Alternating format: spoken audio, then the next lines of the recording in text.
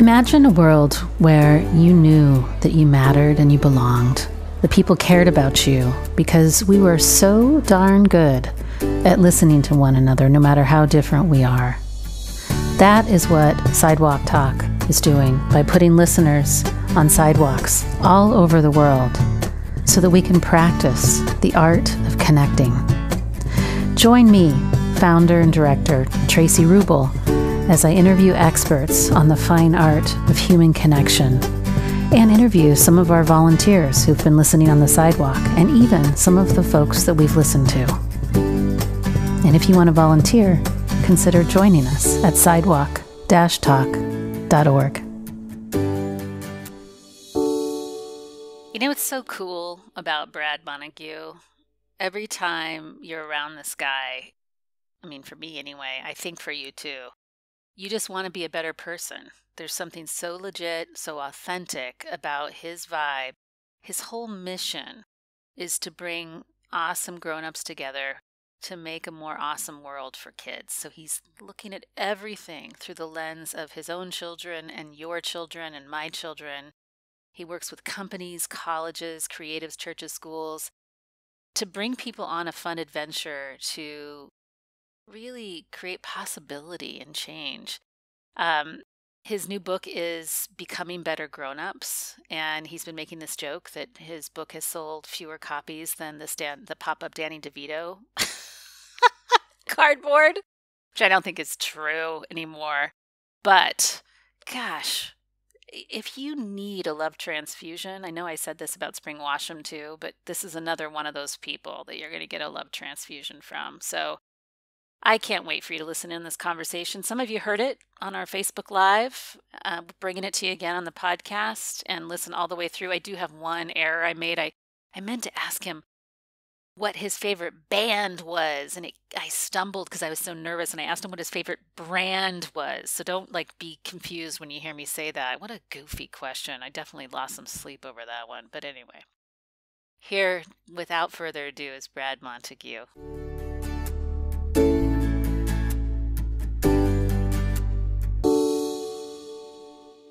Brad Montague, welcome to the Sidewalk Talk Big-Hearted Listeners crew.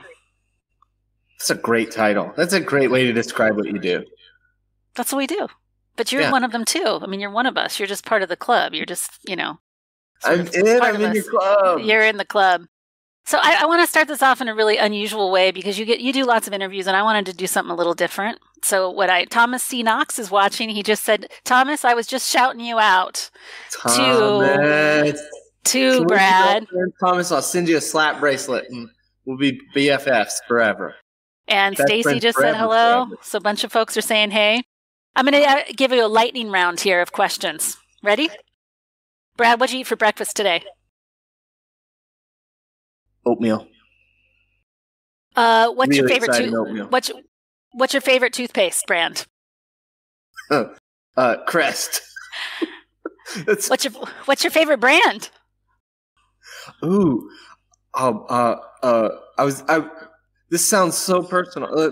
This sounds so self-serving, but I was going to say Soul Pancake. Okay. What's the last thing that gave you a huge belly laugh? My daughter, she made up a song, and it was total nonsense. Okay. How'd you meet your wife? Summer camp when we were kids, and then we got married at that summer camp. For real? Yeah. How many dates did you go on before you kissed her for the first time? Oh. It was a few. I'm shy. Okay. Have you ever met Fred Rogers? No, but I met Miss Joanne Rogers. She's pretty magical. I got to work on my book at the Fred Rogers Center in the archives, sat at his piano. Yeah. What made you come up with the idea with Kid President? What started that whole thing? I was working with kids. My wife and I started a summer camp program, and we were working with these incredible kids. And in the midst of a world where there's all lots of challenges and all sorts of negativity swirling around, there were these little lighthouses doing beautiful work. And I just thought, why can't we tell these stories? Why can't we listen to kids more? The world would be so much brighter if we could just, okay, that other stuff's important, but turn it down and amplify the voices of kids. And so that's where it started. So I'm going to ask you a really weird question. So do you talk to your own inner kid a lot? I've started. Yeah. The process of the book made me have to do that. Yeah. Okay, so tuck him in a little bit. Let him know it's okay. You tuck him in? Yeah. Yeah? I'm being for real. Yes. I know you're being for real, and you know that I kind of do the same thing. So, what's the obsession with comparing your book sales for Becoming Better Grown-Ups with Danny DeVito cardboard cutouts? Can you please explain this? I don't know what you're talking about. Why? What? So what have you ever met Danny DeVito in the flesh? No, but I happen to be on Amazon, looking to see how the book's doing, and then happened to look up a Danny DeVito cardboard cutout and saw that he had so many 5-star reviews. It's a cardboard cutout. And I had spent years of my life pouring my heart out into a book, and it had 4 reviews. And I thought, this cardboard cutout. So I waged war against it. And, then I showed up at my workshop on Monday, and somebody had left this in the front of it at the recycling bin, and he reviewed my book. So, Danny reviewed your book. Yeah, so can you read the book review to us? It says, your words are the sun on a new spring morning, shining through the cold winter of COVID-19, waking us up to the beauty of the world. You showed up for the world, and you changed it for the better. Cardboard cutout Danny D. Oh, man. Hey, do you have one of your books around? I do. I got all sorts of fun stuff. Hey, would you read us one of your favorite spots from your book? Yeah. Maybe something directly to our sidewalk listeners. They're kind of bummed out right now because they can't sit on the sidewalk. This is if I could only print 2 pages of the book. If they said, okay, it's 332 pages, but we have to cut it down to 2 pages. Okay. These would be the 2 pages. All right. Read it on to us. We want to hear. So it's the end of a big story here, but may we all remember the magic we've known and never forget we need each other because no person flies alone. Should your spark start to fade because of stress or time or fear, you'll need reminding of your flying and the reasons we're all here. To fly and help each other fly. It's wild, but it's true. To fly and help each other fly. That's what we're here to do. There's an image of people flying. Oh, sweet. And did you draw that? Yes. How did you learn to become such a good drawer, Brad? I had to unlearn. You had to learn to listen to your kid guy inside again, huh? Yeah, because I loved to draw when I was a kid. I wanted to be an artist. And then I thought, oh, that's not something real people do. Yeah. That's not something I could ever do. That's something other people can do, but I can't do that. Wow. And then the more and more when I draw, it doesn't look exactly like I wanted it to look in my head. Like I want it to look like you. I want to draw Traci. And then it would end up looking like a potato. Wow. But there'd be a charm to the potato. And I've had to learn that in the same way a child expresses themselves just because they want to. It's like a gift. It's something an urge. There's a beauty to that. Yeah. That I'm still working on the craft, and that's okay, but I can't obsess over that. I need to focus on the heart from which it originated, the ideas. And so part of sharing things online was an exercise in overcoming that fear and slaying that dragon and just going, yeah, this is a weird drawing of a cat, but I'm just going to share it because I have to. Yeah. It's something that I need to share, and I'm not going to worry about that it looks more like a potato with legs. What I'm hearing you say is that you're a really heart-centered person and that these creations come from your heart and that you're putting that out in the world, which I imagine is scary because it's kind of vulnerable to do that. I want to be a heart-centered person. I hope that I am. I think we all are, or maybe. Are you being shy here? Like, what's going on? You are No, a heart-centered really, person. I want to be, and yet it's one thing to post, like if you share something online and it's just baseball statistics or something. It's another thing to share an inner struggle, a map of your interior life. And that scares me. And I don't know, I think part of why I continue to do it is because the more I do it, the more I discover I'm not alone. I'm with you on that. Yeah. I'm with you on that. And then you get to be that seen. Way for you, the way you when you hear other people's challenges or what they're, I mean, how has that journey been for you? Listening on the sidewalk or as a therapist or both? All of that. I mean, that life path, I would imagine you've got your own struggles, but then you hear others. What does that do for you? For sure, I feel less alone. I also think listening on the sidewalk has helped me move out of fixing people and really recognizing that, gosh, if I just see people all the way and remove all the limitations in me that might prevent me from seeing them, that in and of itself is the magic. And I think it's why we're lonely, because we don't actually know how to see people. So we're all feeling lonely because no one's really seeing us. You know? Right. And so I oftentimes, so it's Mental Health Awareness Month, and I oftentimes say that people struggling with mental illness are really quite healthy. They're having a really healthy response to a really sick society where we're not loving each other enough and we're not seeing each other and we've forgotten how to listen, you know? Yes, yes.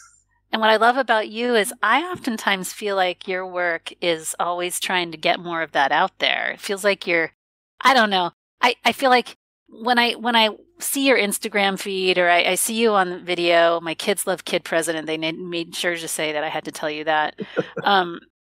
You're like little sparklers. Like I just see you running around with little sparklers, lighting things up and saying, "Hey guys, come on. We've got to change the landscape here." That's how I feel about you. Yeah, well, I get excited about when you notice things and then you want everybody else to notice it too. So that feeling of there's all the big loud stuff, but there's these quiet hums, there's these little bitty whispers that are phenomenal, but let's pay attention to them and not in the and not in a way that is being thoughtless, that's saying, yeah, I know there's problems, but look at the dandelions. But that's inviting people to pay attention to the things they might have missed, because I need those reminders too. And the more I tune into that frequency, the more that I notice it, the more I see it, and the more I think I can create it too. Yeah. Yeah, so what I'm hearing you say is that I'm not trying to be this positive guy that denies hard stuff happens, but sometimes noticing the subtleties or the sweetness or the small moments, it almost sounds like it gives you resilience to do all the rest of living. Yeah? You hear me okay? There, the city has decided to work on the road outside of my shop here, so it's perfect time. Are you sure it's not Danny coming over and saying, "Give me my cardboard sign back"? He's got it out. He's trying to break down your door. Oh my God! So I want to tell you a couple little things and have a little tender moment here with you. Okay. I'm not going to try to make you cry, but you know what? There's a little secret why I also am drawn to you. You look like my best friend from when I was 19 who passed away 4 years ago.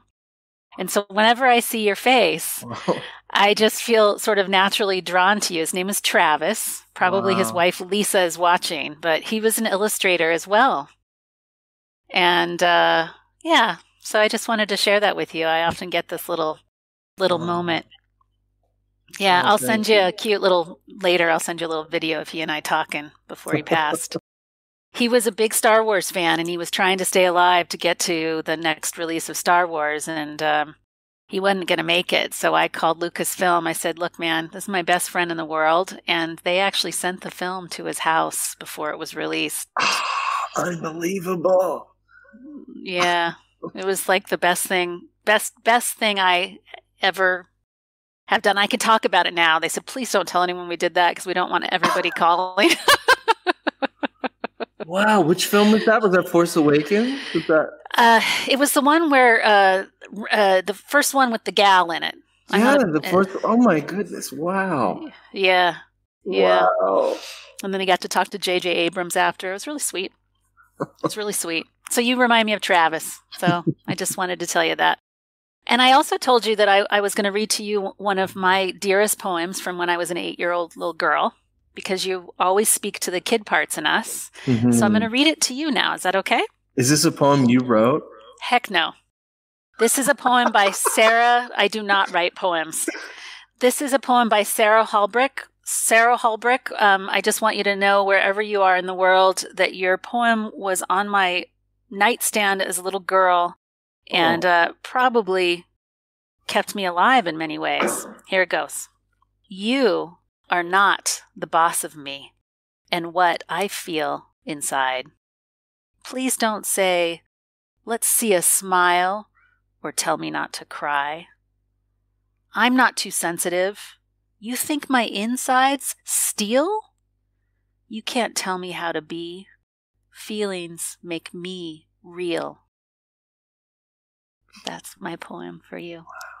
Wow. How fascinating that even at a young age, that inner life was something that you were so drawn to. Yeah. Well, let's shift it back over to you. Hey, and folks that are watching, I can see your comments. If you have any questions for Brad, let us know. Tell me about how you became this kind of heart-centered. I know you said that you're not, a heart, whatever, but you are. You're following. You're listening to the beat of your own drum, and let's face it, you're a dude who's being super vulnerable out in the world, super heart-centered. When people read your stuff, something awakens in them, and that comes from you.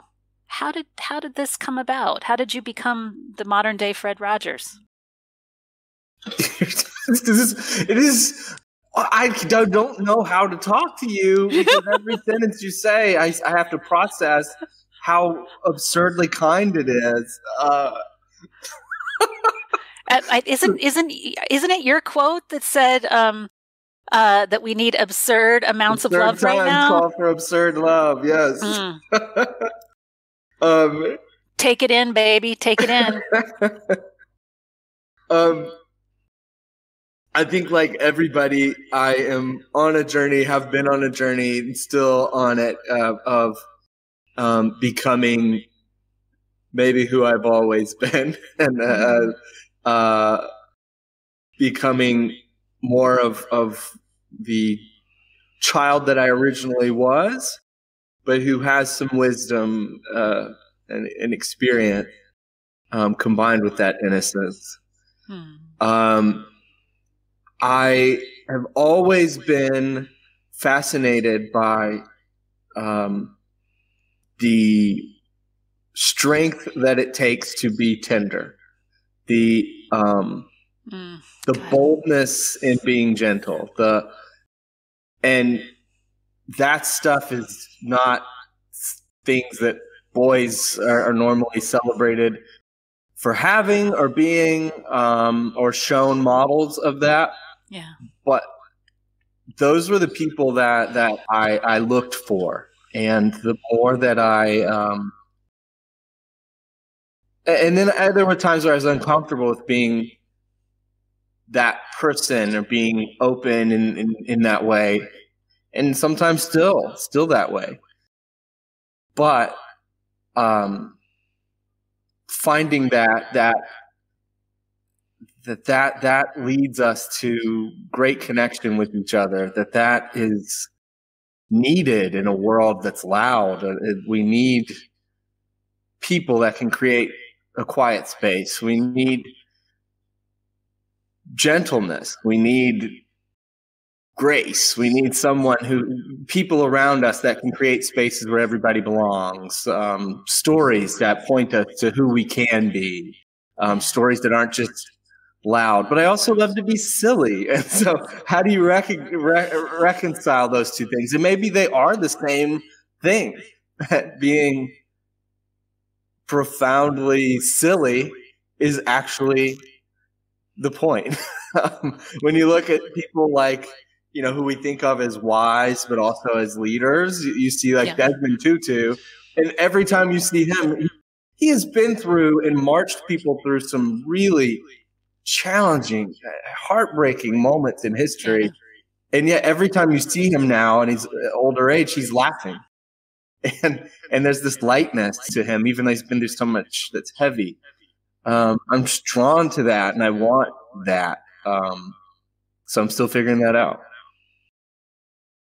Gosh, there's something so beautiful about how you identify that it's hard for boys to be able to cultivate that kind of fierceness of heart that you're describing. What would you say to boys that are coming up in the world that might still get messages that it's not okay? Or I got to work with a really cool young man for a video project recently, and I was so struck by, I think he's in elementary school at this point right now, and so young, but it's like his heart is so wise.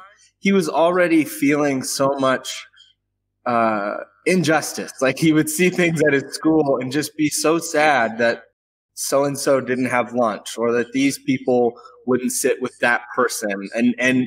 And he was speaking up for them, and was so, he felt it all. And my words to him were, what a gift you can be to see and notice the things that maybe others don't. And where you're going to grow is in how you can express that, and how you will express that and know that sometimes it will upset people and sometimes it will be misunderstood. But don't stop feeling that, and don't stop expressing that, because you help us see things we might otherwise not see. We need you. And as I tell him that, it's like, oh, I needed to hear that. I love that you just made that connection, right? That you said this thing to this boy, and that there's a boy in you that needed to hear that, and probably lots of boys around the world that need more men in particular to stand up and make room for that tenderness in them. Yeah, and what I love is, because I visited so many different schools for the book, where focused on 3rd, 4th, and 5th graders in every single state.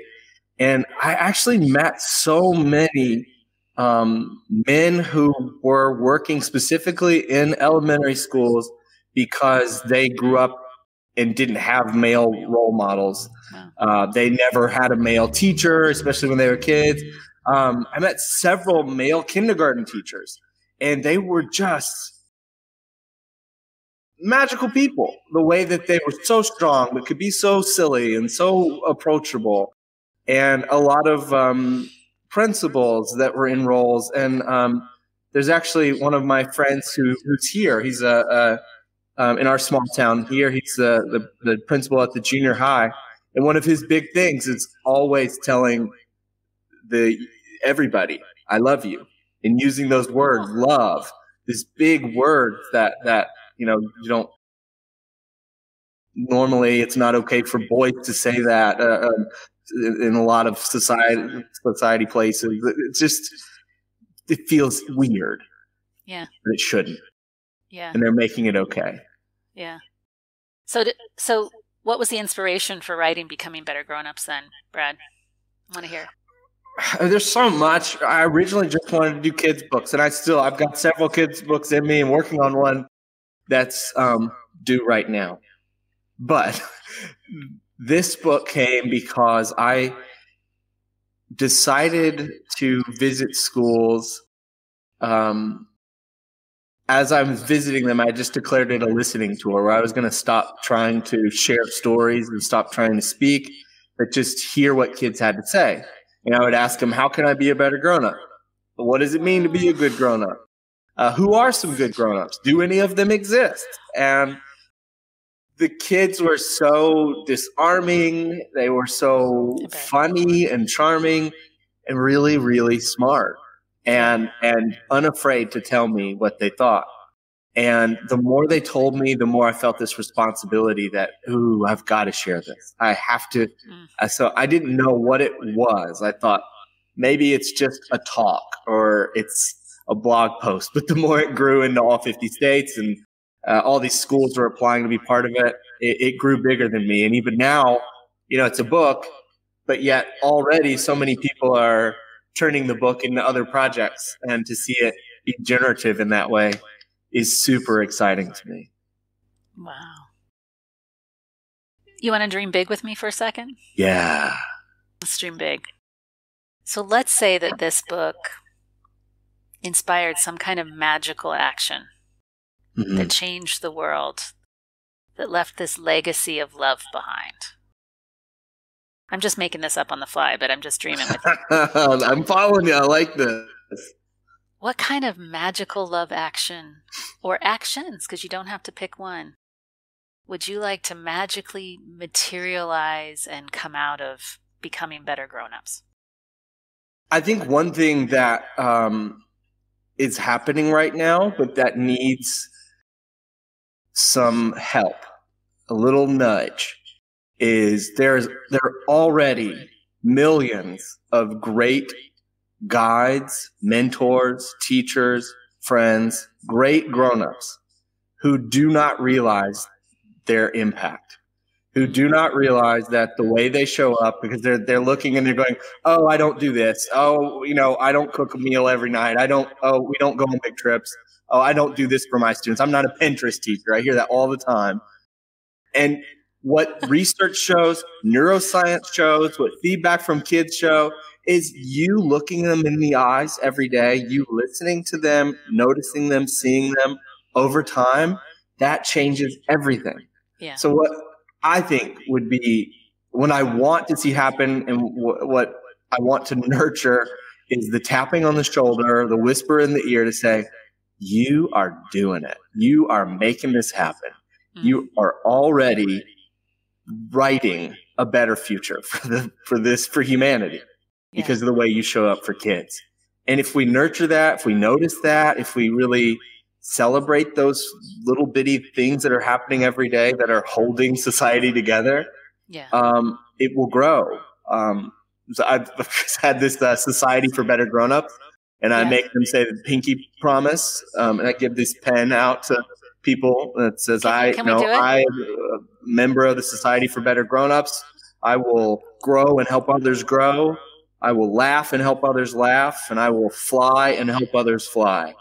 And it's so ridiculous and silly, but imagine a million people owning that, living that, and then when they see a teacher doing that, when they see a neighbor, a grandmother, anybody, and let them know, they realize there's a whole army of people that are showing up for kids, that we're not in this alone. It's not one person doing it.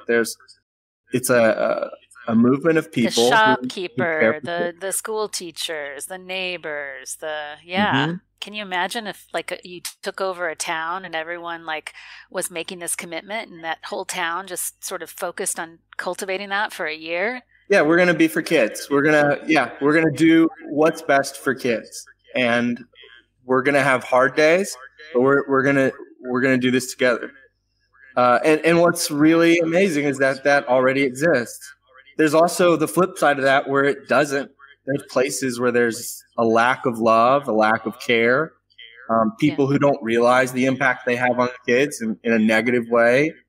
And to awaken them to that is important. Yeah. You have a lot of hellos coming in. So Terry and Connie and some other lots of folks from Texas. Do you have a lot of friends in Texas? Oh yeah. Yeah? There's good people in Texas. Are you a hook 'em horns guy? No, I'm in Tennessee, but I love all states. Well, so I want to ask you a couple more questions and then we'll close with we have a ritual for how we end. But what I wanted to ask you, and please, if there are questions that you all have, I would love to include you here. The concept of empathy comes up in your language a lot, and the concept of really looking people in the eyes and letting them know they matter.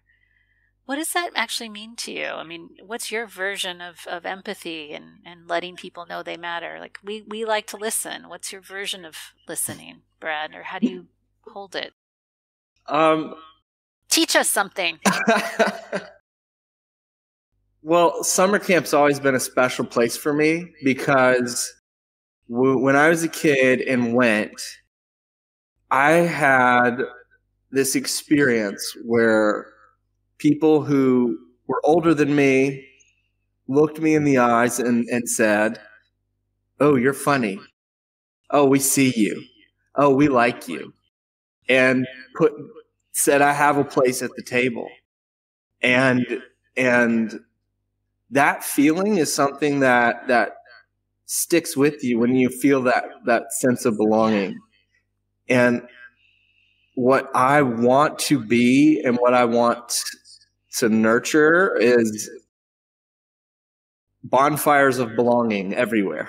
That it's not something you can just create at a summer camp. It's a thing you can create in every room you go, where there is zero question that everybody in your orbit has, that you see them, you accept them, you love them, even when they're unlovable or what they feel as that. But that you're saying you have a seat at the table.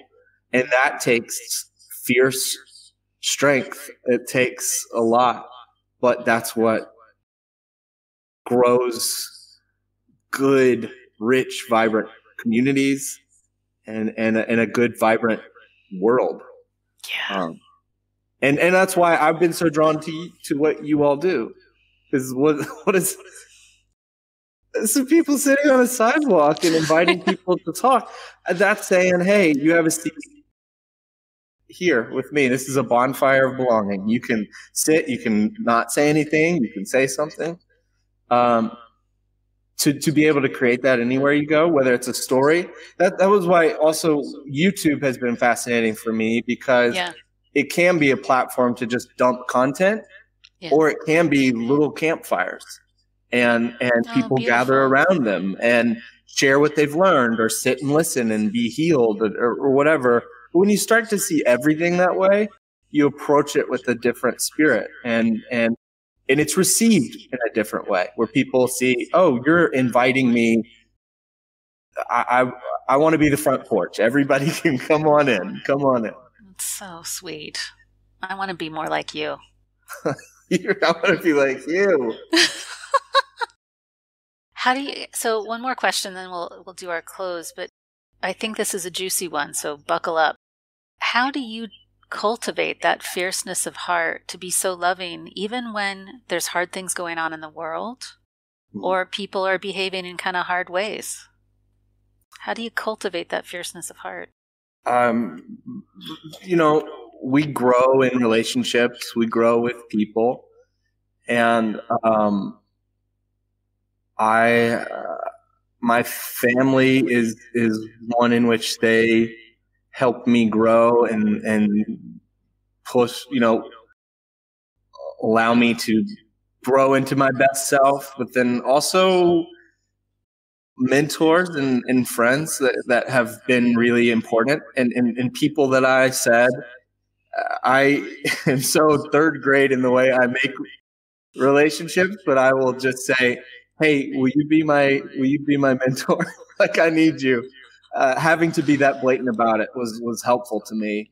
And this is funny, I have it right here, but is a guy that he sent me. This is a friend. He was my camp counselor. Camp comes up again, but he sent me. I told him I was trying to get a healthier rhythm for my life. He sent me a mobile metronome. Said a little too fast, but you're like, whoa. He said, but the kind of people that know you, will cheer you on when it doesn't seem like it makes sense, and will check in. And sometimes I get really lonely to feel like the kind of work I'm doing, there's not like a clear path for what to do next. There's not like a roadmap for how to release a book in the middle of a pandemic, or how to like grow work, the kind of creative work I want to do. Yeah. So to have guides who help me chart that course, that's been really helpful. That's really wise. I mean, the raising your hand and saying I need help is also brave. It's another brave thing because it's vulnerable, right? Mm. Hey, I forgot to mention something.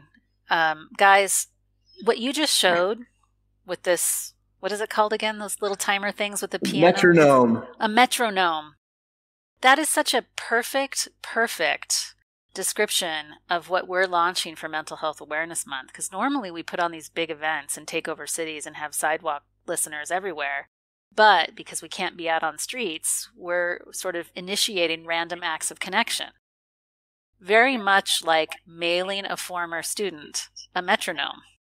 So I just want to say for folks that are watching or folks that'll watch this recording, what we're trying to instigate, propagate, nudge, provoke, materialize are random acts of connection that are safe.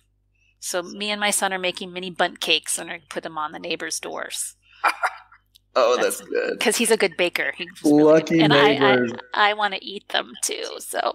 So please remember that when we reach out like this, it challenges a brain that might be depressed to actually recognize that, oh, maybe the world isn't against me, because you get this random metronome in the mail when you're feeling kind of lonely from your former camp counselor. I just love that. It's so beautiful.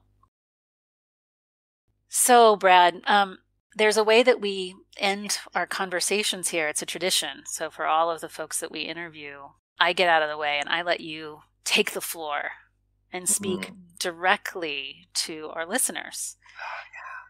And the invitation is to say to them either words of wisdom or a wish for the Sidewalk Talk listeners, the folks that listen on sidewalks around the world. Either words of wisdom or a wish. Mm-hmm. I love that. By the way, happy birthday to Sidewalk Talk. 5 years, right? 5 years. 5 Thank years, you. and the best is yet to come. The best is yet to come. I love that this is a tradition you have, but I'm going to close out the way I close out every classroom visit I did on the listening tour, and it applies to all adults too who are watching, not just children. The kids around you and the kid inside you. I would like you to know I'm not just a writer and director. I work at a wizard school, part-time adjunct. And there's a little advice that we pass on to the wizards that I think applies to you. So don't hide your magic. Please share your gift, okay? This world needs to dazzle. This world needs your lift. It's okay for wizards to be quiet or shy, but hiding your magic is a crime, and here's why. The world needs to dazzle. We need what you've got. You might think that you're nothing, and really you're not. You're more, much more, and it's time to be seen. You're more loved than you can imagine, more powerful than you can dream. So if you feel less than, or that you don't count, or maybe your soul is all flooded with doubt, hey, remember, you're magic. You're equipped. You're prepared. Just never forget that magic is meant to be shared. That's my wish for you. Don't hide your magic. You take that in yourself, mister. Okay. All right. Thank you for being here with us. If you ever need a listener, I'm always here in lonely moments, or not lonely moments, but legit. And I appreciate you taking time out of your day. And may your family be safe and well during this time. Thank you so much. And I know you mean all of that.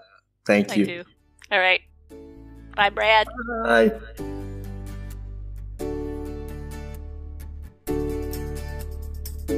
Thank you for being here and listening to this episode of the Sidewalk Talk podcast. If you like what you heard, tell your friends, tell your family, like and comment on the podcast publisher that you're listening from, and subscribe. This will help us get the word out about changing our culture to one of connection.